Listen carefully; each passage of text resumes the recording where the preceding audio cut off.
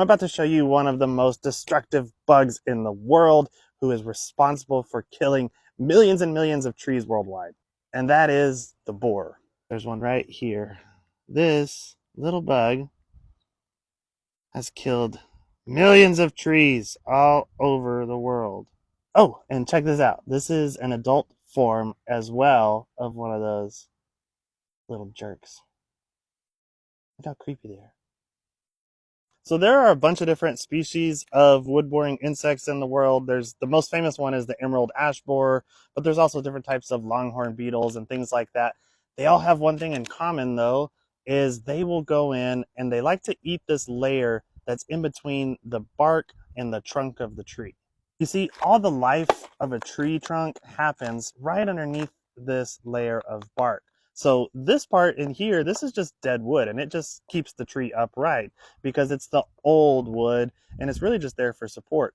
Now, underneath the bark, there is a layer called the cambium layer, and that's where the xylem and the phloem are.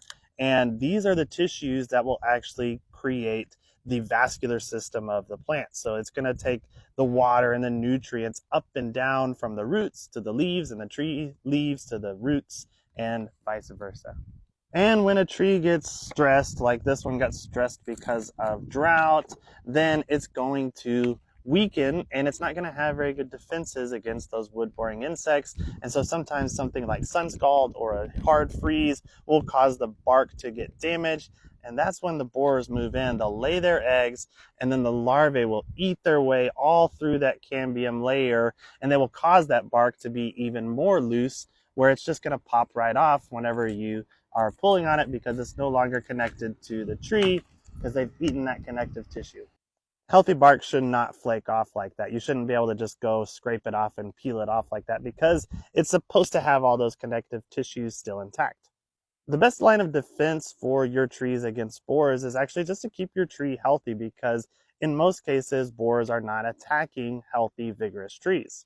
So make sure you're doing appropriate watering, fertilizing, and pruning of your trees. Now, if you do have borers in your trees, if you catch them early enough, it is treatable through something drastic like a systemic insecticide. But yeah, you certainly ought to be on the lookout and make sure that your trees are not getting eaten up by those nasty little buggers.